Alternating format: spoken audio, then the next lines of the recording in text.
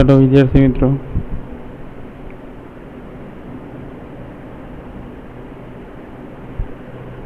આપણે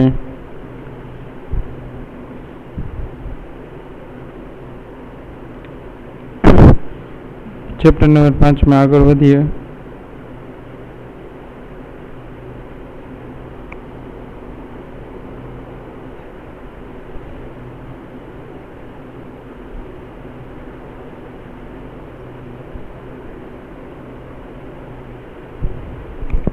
last time આપણે વેગમાન સંરક્ષણ ને બધું કમ્પ્લીટ કર્યા બાદ આજના લેક્ચરમાં ત્યાંથી આગળ વધીએ.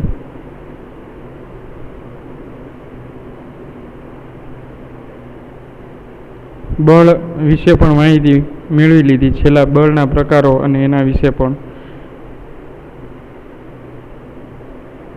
સામાન્ય બળોની માહિતી મેળવી લીધી. હવે આજે આપણે વાત કરવાના છે ઘર્ષણ વિશે. ઘર્ષણ બળ વિશે વાત કરવાના છે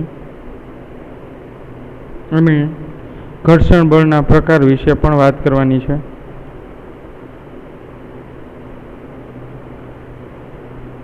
તો જોઈએ ઘર્ષણ બળ એટલે શું.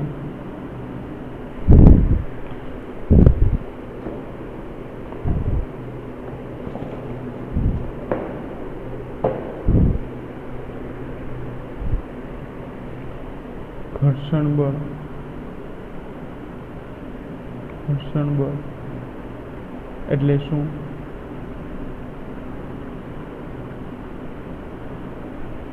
અને તેના પ્રકાર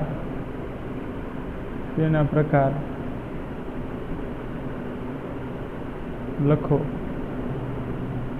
તો આપણે ઘર્ષણ બળના પ્રકાર લખવાના છે અને એની ડેફિનેશન સમજવાની છે.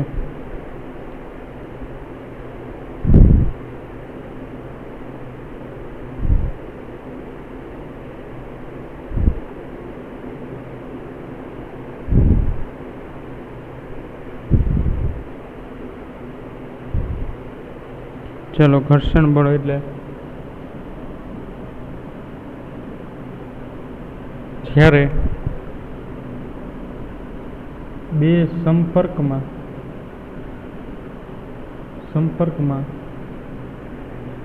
રહેલી સપાટીઓ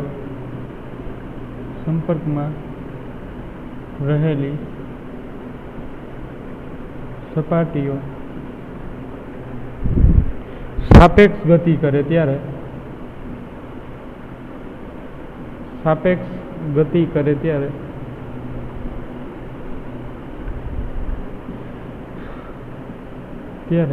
જ્યારે બે સંપર્કમાં રહેલી સપાટીઓ સાપેક્ષ ગતિ કરે ત્યારે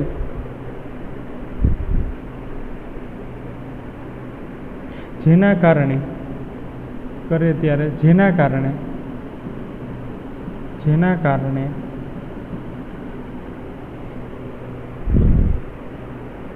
સાપેક્ષ ગતિ મંદ પડે, જેના કારણે સાપેક્ષ ગતિ ધીમી પડે,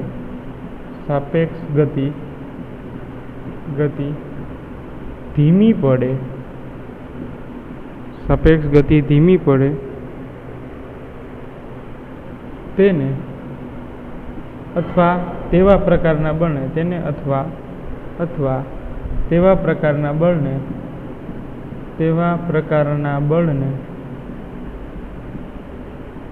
બળને વિદ્યાર્થી મિત્રો શું કહેવાય છે? ઘર્ષણ બળ કહેવાય છે. ઘર્ષણ બળ કહે છે. જો આ ઘર્ષણ બળની ડેફિનેશન થઈ ગઈ વિદ્યાર્થી મિત્રો.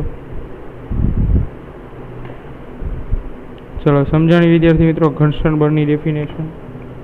જ્યારે બે સંપર્કમાં રહેલી સપાટીઓ સાપેક્ષ ગતિ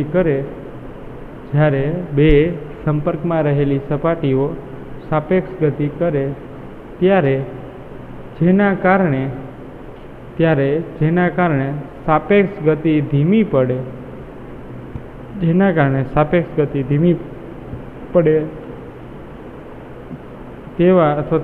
તેવા પ્રકારના બળને શું કહે છે? ઘર્ષણ બળ કહે છે. તો તો આ ઘર્ષણ બળની ડેફિનેશન થઈ ગઈ. ચાલો હવે આમાં આગળ જોઈએ.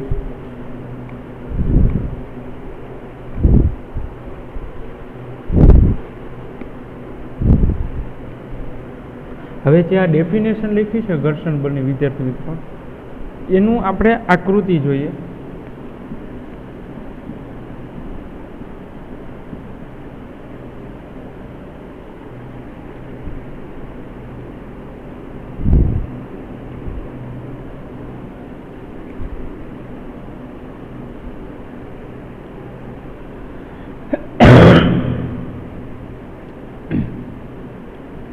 આ n જેટલું બળ ઉપર તરફ લાગે છે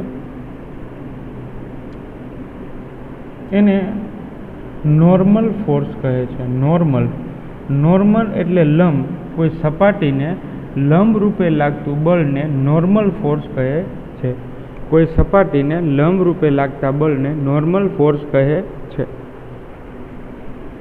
અથવા તો નોર્મલ ફોર્સનું બીજું પણ નામ છે.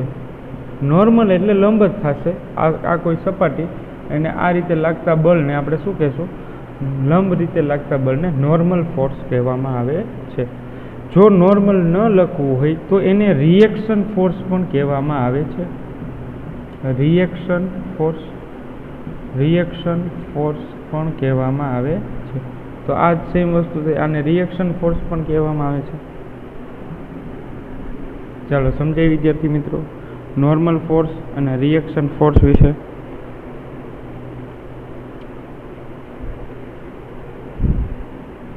હવે આપણે બધા બળ બધી દિશામાં લાગતા બળ જોવાના છે, ચારેય દિશામાં, ડાબી બાજુ, જમણી બાજુ, ઉપર તરફ અને નીચે તરફ. તો આ બધા બળ જે છે એ જોવાના છે, કઈ કઈ દિશામાં બળ લાગે છે. તો એમાં જે આ તરફથી બળ લાગે છે, આ તરફથી જે ફોર્સ લાગે છે એ છે બાહ્ય બળ, કે આપણે કોઈ પદાર્થને ધક્કો મારી છે એ છે બાહ્ય બળ. તો એ આ દિશામાં લાગે છે. જોજો વિદ્યાર્થી મિત્રો આ રીતે. તો આ સપાટીને લંબ રૂપે જ બળ લાગે છે. હવે ઘર્ષણ બળ કઈ દિશામાં છે વિદ્યાર્થી મિત્રો? આ તો બાહ્ય બળ થયું. તો ઘર્ષણ બળ છે ને એ ગતિની વિરુદ્ધ દિશામાં છે. ગતિની વિરુદ્ધ દિશામાં, એટલે આ દિશામાં ઘર્ષણ બળ હશે, ફ્રિક્શન ફોર્સ. આ દિશામાં આ રીતે સપાટી પર જ જોવા મળશે ઘર્ષણ બળ. અહીંયા પણ હોય, હવાનું ઘર્ષણ બળ હોય, પણ આ સપાટી સાથેનું મેઇન ઘર્ષણ બળ વધારે હોય છે.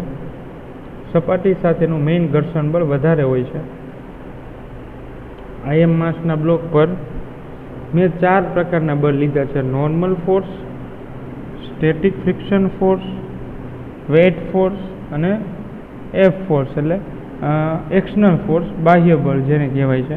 અને આ જે ડબલ્યુ છે એને વેઇટ ફોર્સ કહેવાય છે. WEIGHT, weight force. Weight force એટલે એ અધો દિશામાં લાગતું બળ છે, એટલે mg જેટલું હોય, એટલે W બરાબર mg. વજન બળ, એને વજન બળ પણ કહેવામાં આવે છે. વેઇટ ફોર્સ એટલે વજન બળ. ચાલો વિદ્યાર્થી મિત્રો આ સમજ્યા વેઇટ ફોર્સને આખું કમ્પ્લીટલી સમજાય ને વિદ્યાર્થી મિત્રો?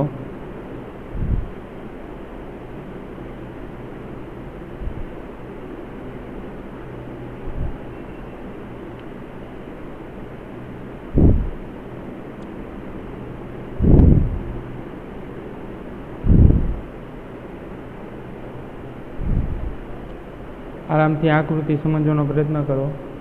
કોઈ એક એમ માસનો દળ ધારો તો બ્લોક લીધો છે અને એમાં ચારેય દિશામાં લાગતા બળની વાત કરી છે.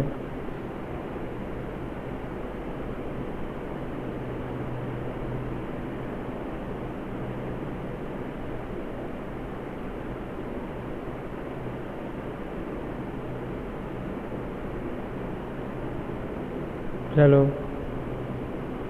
તો જ્યારે બે સંપર્કમાં રહેલી સપાટીઓ સાપેક્ષ ગતિ કરે ત્યારે જેના કારણે સાપેક્ષ ગતિ ધીમી પડે તેવા પ્રકારના બળને ઘર્ષણ બળ કહેવામાં આવે છે.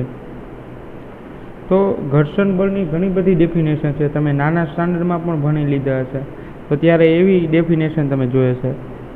કે કોઈ પદાર્થની ગતિને અવરોધકતું બળ, કોઈ પદાર્થની ગતિને અવરોધકતું બળ, તો એ બળને તમે શું કહેતા હતા? ઘર્ષણ બળ કહેતા હતા. પછી એના એક્ઝામ્પલ પણ તમે એવું જોતા હતા, ટેબલ પર રહેલી બુક છે તો એ ઘર્ષણાંકને કારણે સ્થિર છે. તમે ચાલો છો તો એ પણ ઘર્ષણાંકને કારણે સ્થિર, તમે ચાલી શકો છો, ઘર્ષણ છે એટલે જ. પછી કોઈ ફોર વ્હીલ છે એ ઘર્ષણના કારણે, પછી પ્લેન જે છે એ રનવે ઉપર લેન્ડ થઈ નીચે ઉતરે ત્યારે પણ એ ઘર્ષણના કારણે જ જોવા મળે છે. તો આ બધા ટાઈપ્સ છે એ ઘર્ષણના કારણે જોવા મળે છે. એટલે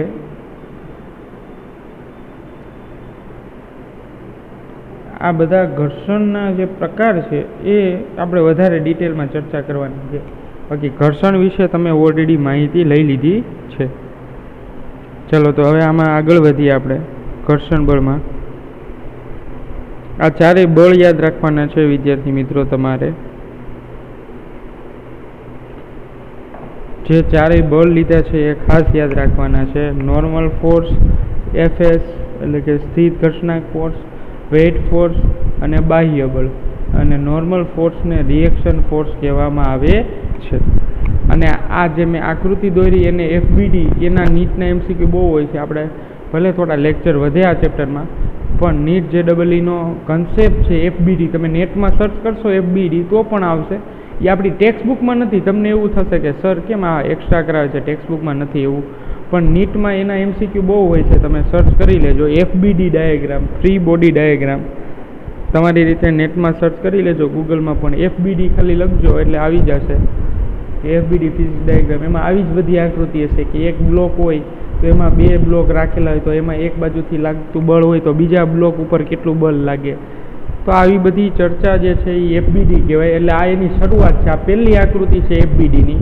અને એફબીડીમાં જેટલી દિશામાં લાગતા બળ હોય ને એ બધા આપણે બેલેન્સ કરવાના હોય, કે એ બેને સમતોલવાના હોય, કે રાઈટ સાઈડ લાગતું ફોર્સ અને લેફ્ટ સાઈડ લાગતું ફોર્સ, અપ સાઈડ લાગતું ફોર્સ અને ડાઉન સાઈડ લાગતું ફોર્સ.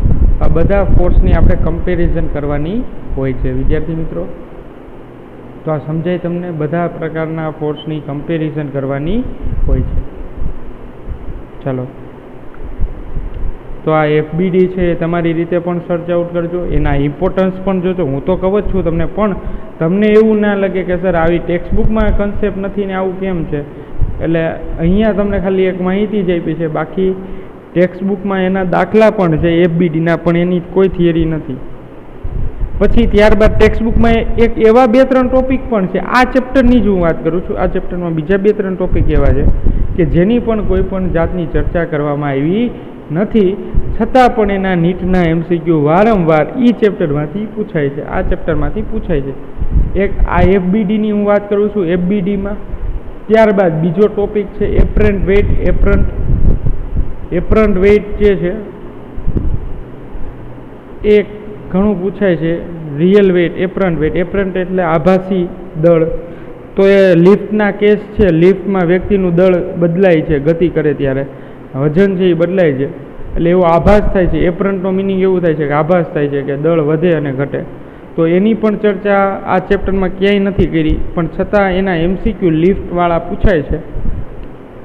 એટલે એ ખાસ અલગથી આપણે એક્સ્ટ્રા લેક્ચર લઈને કમ્પ્લીટ કરવા જ પડશે, કે જે JEE નીટની તૈયારી કરવા માટે ઇમ્પોર્ટન્ટ છે. ત્યારબાદ એ સિવાય એ સ્વાધ્યાયના દાખલામાં પણ પૂછી લીધું છે, તો આપણે એના માટે પણ તૈયારી રાખવી પડશે. સમજાય વિદ્યાર્થી મિત્રો? ચાલો, તો આપણે એ એક્સ્ટ્રા જે છે પોઈન્ટ એના વિશે વધારે ખાસ ડિટેલમાં ચર્ચા કરવાની રહેશે. પણ હવે અત્યારે ઘર્ષણ બળમાં આગળ વધીએ.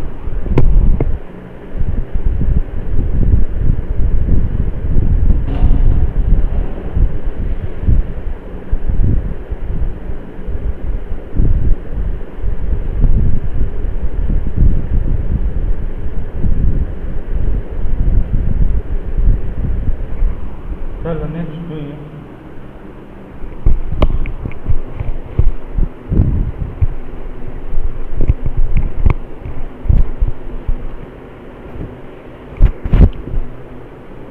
તો આ એક સ્ટુડન્ટ્સ બધા ખાસ યાદ રાખે અને પોતાની રીતે સર્ચ આઉટ કરી લે એપીડી માટે ખાસ બધાને રિક્વેસ્ટ છે. ત્યારબાદ આમાં આગળ પોઈન્ટ જોતા જઈએ.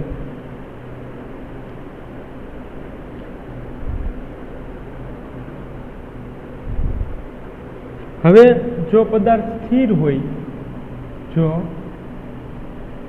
પદાર્થ સ્થિર હોય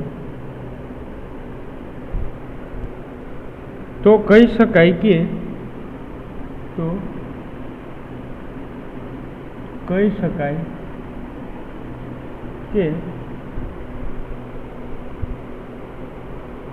પદાર્થ પર લગાડેલા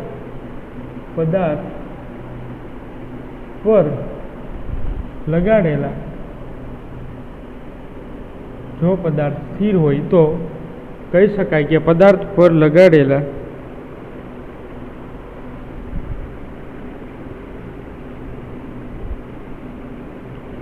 બળની વિરુદ્ધ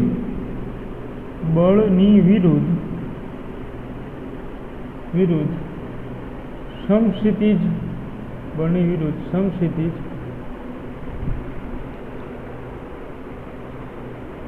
દિશામાં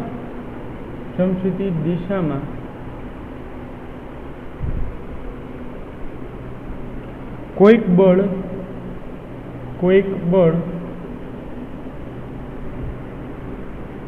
બળ લાગવા માંડે, કોઈક બળ લાગે છે, સમસ્થિતિ દિશામાં કોઈ બળ લાગે છે,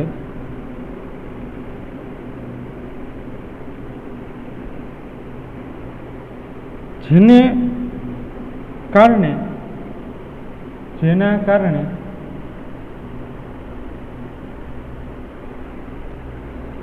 કારણે બાહ્ય બળનો વિરોધ થાય છે, જેના કારણે બાહ્ય બળ એટલે F બાહ્ય બળનો વિરોધ થાય છે, જેના કારણે બાહ્ય બળનો વિરોધ થાય છે.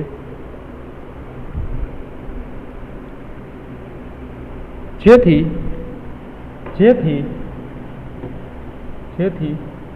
કુલ સમસ્થિતિજ દિશામાં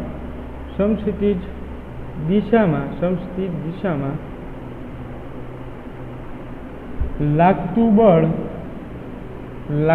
બળ શૂન્ય થાય છે.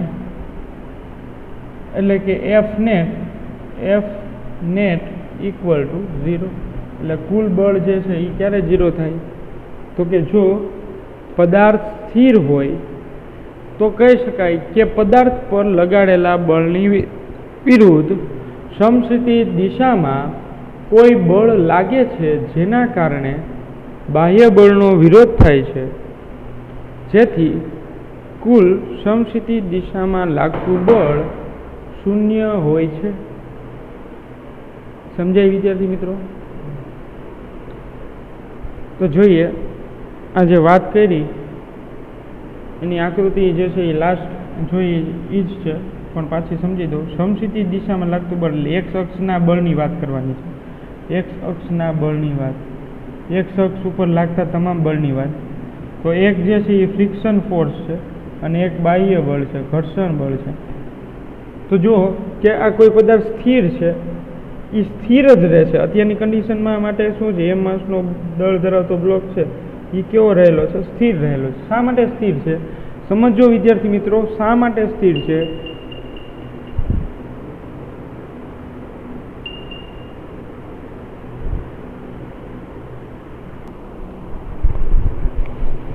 તો આપણે સમજવાનું છે વિદ્યાર્થી મિત્રો કે પદાર્થ સ્થિર ક્યારે રહી શકે. એટલે શું સ્થિર હોય પદાર્થ તો એના પર કોઈ બળ નથી લાગતું? ના, એના પર બળ લાગી જાય. જો તમે વિદ્યાર્થી મિત્રો સ્થિર છો તો તમારે સ્થિર રહેવા માટે પણ બળ લાગતું જ હોય છે. સ્થિર રહેવા માટે પણ બળ લાગે જ છે. એવા ઘણા પ્રકારના બળ લાગતા હોય કે જેથી તમે સ્થિર રહી શકો. હવે આ એક તમને પ્રશ્ન થાય કે સર આપણે કંઈ કાર્ય નથી કરતા, આરામથી બેઠા છીએ, તોય આપણા પર બળ લાગતું હોય છે? તો કે હા, તોય આપણા પર બળ લાગે છે.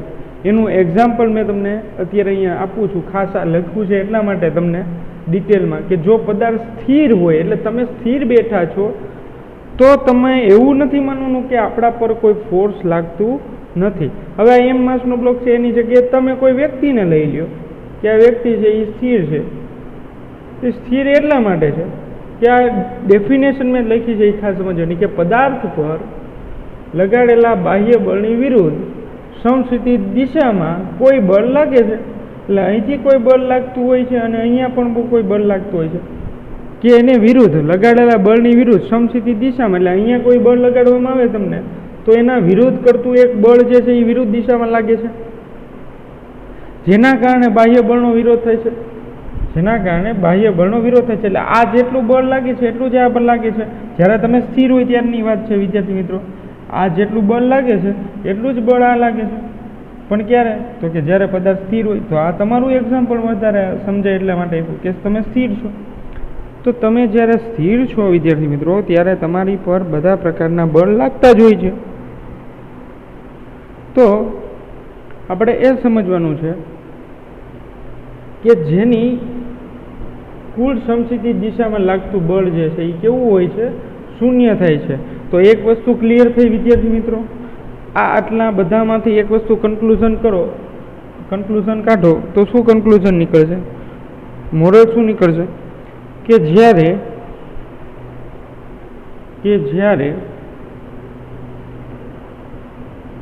કુલ પરિણામી બળ F નેટ શૂન્ય થાય, કેવું થાય વિદ્યાર્થી મિત્રો? શૂન્ય થાય. તો ત્યારે પદાર્થની અવસ્થા કેવી હોય? પદાર્થની અવસ્થા કેવી હોય? તો કે સ્થિર હોય છે. સ્થિર હોય છે. અથવા તો એવું પણ કહેવાય કે પદાર્થ સમતોલન સ્થિતિમાં છે.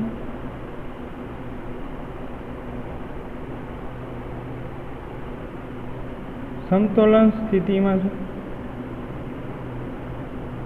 તો નેક્સ્ટ લેક્ચરમાં આપણે આ જ જોવાનું છે, પદાર્થ પર લાગતા બળો અથવા તો પદાર્થ પર લાગતા બળનું સંતુલન. સમજાય છે? એ ખરેખર ટોપિક પહેલાંનો છે, પણ આપણે આ સમજી લીધા પછી તમને આઈડિયા આવશે કે કઈ રીતે સંતુલન થાય છે, કે શા માટે પદાર્થ પર લાગતા તમામ પ્રકારના બળોનું સંતુલન થાય છે અને સંતુલન આપણે શા માટે લઈએ છીએ. તો એફ નેટ જે છે એ 0 થાય છે. શા માટે? તો કે પદાર્થ સ્થિર હોય છે, એફ નેટ ઇક્વલ ટુ 0 હોય ત્યારે, અને પદાર્થ સમતોલન સ્થિતિમાં છે એવું કહી શકાય. ત્યારબાદ એવું પણ કહી શકાય કે બે ફોર્સ સમાન જ છે, એફ ઇક્વલ ટુ એફ. પણ અહીંયા એક વસ્તુ આવશે વિદ્યાર્થી મિત્રો, અહીંયા આવશે માઇનસ. કારણ કે જે ઘર્ષણાંક બળ છે અને જે બીજું બળ છે બાહ્ય બળ, એ પરસ્પર કેવી દિશામાં છે વિદ્યાર્થી મિત્રો? જો તો માઇનસ છે, સમસ્થિતિ દિશામાં પરસ્પર વિરુદ્ધ દિશામાં છે. સમાન દિશામાં લાગતા નથી, પરસ્પર વિરુદ્ધ દિશામાં લાગે છે અને સમાન મૂલ્યના હોવાથી પદાર્થ સ્થિર જ રહે છે. હવે આ જ વસ્તુનું તમારે એક્ઝામ્પલ આપવું હોય અથવા તો આ જ ઘર્ષણનો જે ફ્રી બોડી ડાયાગ્રામ છે એને સમજવું હોય તમારે, તો તમે ઘણા બધા ઉદાહરણો દ્વારા સમજી શકો છો. જેમ કે તમારા ઘરમાં નાના ભાઈ કે મોટા ભાઈ બહેન છે, એ ઘણીવાર નાના હોય ત્યારે ઓલી રોપ વાળી ગેમ રમતા હોય, દોરડું છે તો દોરડું, એવા ઘણા તમે મૂવીમાં પણ જોયું હશે કે રોપવાળી ગેમ રમતા હોય. તો રોપવાળી ગેમ આનું બેસ્ટ એક્ઝામ્પલ છે. તમને થોડો ડાયાગ્રામ દોરું એટલે થોડો વધારે સમજાય કે આ રોપ એટલે એક દોરડું છે અને અહીંયા એક લાઈન કરેલી હોય છે. આવા દરિયા કિનારે ઘણા લોકો છે આવી ગેમ રમતા હોય છે દરિયા કિનારે, કે દરિયા કિનારે પાછળ રેતી હોય નીચે, એટલે તમે પડો તો લાગે નહીં તમને. પણ આપણે અત્યારે એવું કોઈ સમજવાનું નથી. આપણે આપણું મેઇન કામ કરવાનું છે કે આ ઘર્ષણ બળમાં કોઈ પદાર્થ સ્થિર હોય તો બળ લાગે છે છતાં પદાર્થ સ્થિર કઈ રીતે રહી શકે? તો કે બધી દિશામાંથી લાગતા પરિણામી બળનો સરવાળો કુલ જે છે કેવો થતો હોવો જોઈએ? 0. તો આ રોપમાં અહીંયા દોરડું છે, અહીંયા લાઈન કરેલી છે વચ્ચે કે બે ટીમ છે, આ એ ટીમ છે અને આ બી ટીમ છે, અને વચ્ચે અહીંયા એક દોરી રિબિન બાંધેલી હોય છે કે રિબિન પરથી ખબર પડે કે દોરડું જે છે એ આ બાજુ ખેંચાય છે કે આ બાજુ. તો જે બાજુના પાર્ટમાં આવી જાય, આ પાર્ટમાં આવી જાય તો આ ટીમ વિજેતા થશે, જીતી જશે, અને આ ટીમમાં આવશે રિબિનનો પાર્ટ એરિયા તો એ ટીમ જીતી જશે. પણ અહીંયા આપણે ખાસ એ સમજવાનું છે કે અહીંયા રહેલા લોકો આ દોરડાને ખેંચે છે. અહીંયા 3 વ્યક્તિ છે એ દોરડાને ખેંચે છે અને અહીંયા 3 વ્યક્તિ છે, એટલે ઇક્વલ ફોર્સથી ખેંચે છે. હવે બે એ રીતે ખેંચે છે, આ જે છે એ આ તરફ ફોર્સ લગાડે છે, આ તરફ દોરડાને આ તરફ ખેંચે છે, અને આ વ્યક્તિ દોરડાને આ તરફ ધકેલે છે. તો બધા વ્યક્તિ જે બળ લગાડે છે આ વ્યક્તિ આ તરફ, તો એનો વિરોધ કરતું બળ જે છે એ આ 3 વ્યક્તિ કરે છે. તો એ 3 વ્યક્તિ ખેંચીને શું કરે છે કે ઘણા સમય સુધી તે રિબિન અહીંયા વચ્ચે જ રહે છે. રિબિનનું સ્થાન ત્યાં સેન્ટરમાં જ રહે છે, ઓ સેન્ટર છે ત્યાં જ રહે છે. તો આ 3 પર્સન દ્વારા લાગતું બળ એટલે F3, 3 પર્સન દ્વારા લાગતું ફોર્સ એટલે 3 પર્સન, અને આ 3 પર્સન દ્વારા લાગતું બળ. તો એ બધા બળ જે છે, બે બળ કેવા હોય? સમાન. જો બે બળ સમાન હોય તો જ એ રિબિન ત્યાં અહીંયા રહેશે. રિબિન જે બાંધેલી છે એ ત્યાં રહેવાનું કારણ એ છે કે બધી દિશામાંથી લાગતા બળ કેવા હોય છે? સમાન હોય છે, સરખા હોય છે. પણ અહીંયા નિશાની શું લેવી પડે? માઇનસ. ચાલો હવે સમજાણું વિદ્યાર્થી મિત્રો FBD. તો આ પણ એક્સ એક્સિસ પર લાગતા બળ થઈ ગયા, એક્સ અક્ષ પર લાગતું બળ. ચાલો સમજાય વિદ્યાર્થી મિત્રો. તો આ રીતે તમારે ઘર્ષણ બળને સારી રીતે સમજવાના ઘણા બધા એક્ઝામ્પલ છે, અને આ ચેપ્ટરની અંદર આ ટોપિક તો એવો છે કે તમે બધા તમારા રૂટીન લાઈફમાં પણ એક્ઝામ્પલ લઈ શકો. FBDમાં એ જ આવે છે, ફ્રી બોડી ડાયાગ્રામમાં એ જ આવે છે કે તમે રૂટીનને લગતા ઘણા બધા ઉદાહરણો લઈ શકો છો આને સમજવા માટે. તો સમજાય વિદ્યાર્થી મિત્રો? ઘર્ષણનું આ જે એક્ઝામ્પલ આપ્યું એ આની સાથે ટોટલી સામ્યતા ધરાવે છે કે નહીં? ચલો ધરાવે છે ને?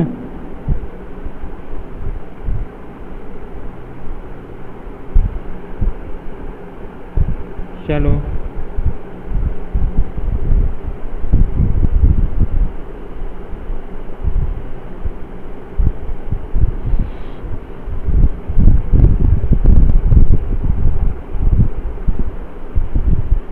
તો જેમ જેમ બાહ્ય બળ F વધારીએ એમ સ્થિત ઘર્ષણ બળ છે એ અમુક વધતું જાય છે, અને પદાર્થને સ્થિર રાખવાનો પ્રયત્ન છે એ વધારે કરે છે.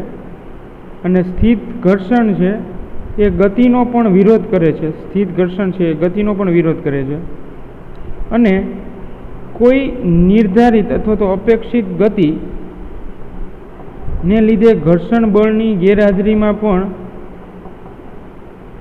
પદાર્થ પર બળ લાગતું હોય છે. એ પદાર્થ પર જે બળ લાગે છે એની ગતિને અવરોધે છે, અને એને બને ત્યાં સુધી સ્થિર રાખવાનો પ્રયત્ન વધારે કરે છે. એને સ્થિર રાખવાનો પ્રયત્ન વધારે કરે છે. હવે થોડો ફોર્સનો આ પોઈન્ટ ફંડામેન્ટલ સમજ્યા.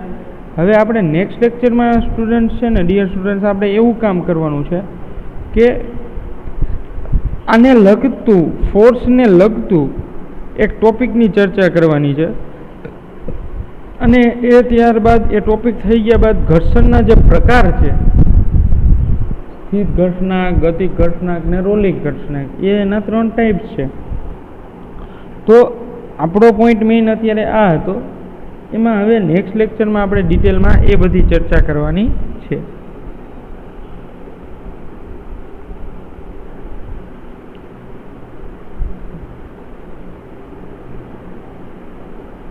ચાલો વિદ્યાર્થી મિત્રો, તો આજના લેક્ચરમાં આપણે આટલું રાખીએ.